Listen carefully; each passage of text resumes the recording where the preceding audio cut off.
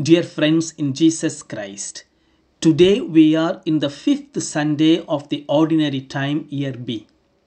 The readings of today give us three different pictures of three different persons. The first reading tells us the miserable experience of Job.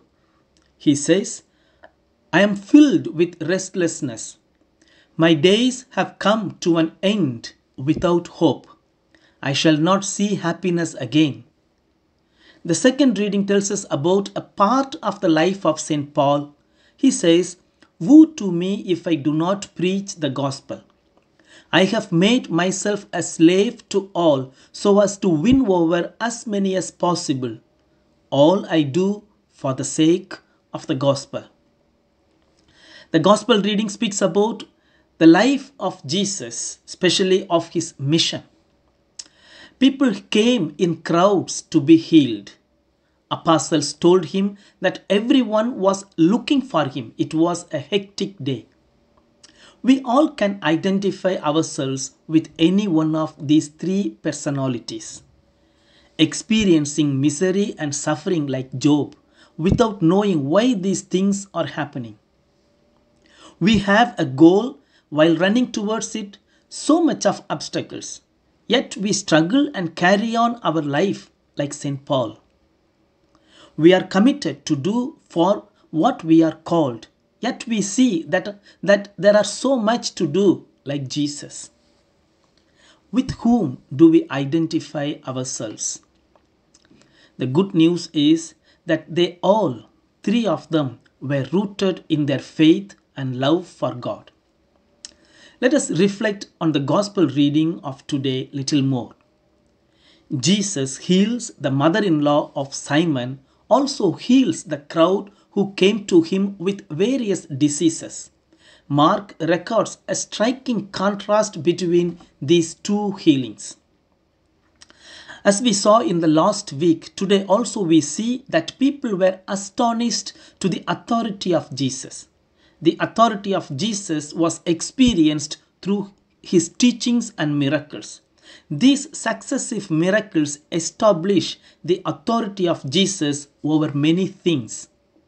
Jesus healed the man with unclean spirit through his word. Today, Jesus heals the mother-in-law of Simon by grasping her hand, by holding her hand, by touching her hand. It was against the social practices of the time of Jesus. A man cannot touch a woman who is not his relative.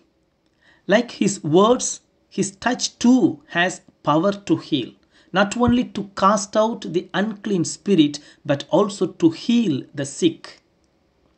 We see in the healing, Jesus grasped the hands of her and helped her to get up. We all know that at the time of Jesus, women were not equal to men. Sickness was considered as punishment from God. In this context, the gesture of holding her hand is the sign of treating her equally. In the ancient cultures, even today in some parts of the world, if persons need to receive blessings, touch the feet of the other. If one wants to give blessing, touch the head of the other. But people with equal terms do the handshake. Jesus treats a sick woman, equally. After the healing, Simon Peter's mother-in-law began to serve. For the early Christians, to serve is a ministry. She began her mission. She began her ministry for Jesus. She used the gift of healing that she received from Jesus for the purpose of mission. She responded positively and faithfully. But the crowd who received the same gift of healing did not serve him. We too are still receiving the same gift of physical healing, spiritual healing, social healing, and emotional healing. What is our response? Do we respond like the mother-in-law of Simon Peter or like that crowd? But what is more important is that Jesus continues to heal no matter what our response is. He goes out to the suffering. He goes out to the sick and heals them. He spends time with them. He stands with them. He went out to be with the people who were in need of him without restricting himself in one place. Dear brothers and sisters, who are the suffering, the sick, and the needy today? Can we identify them? Can we make time for them? Can we make it public that we stand for them? There are many people around the world are in need of our solidarity and support.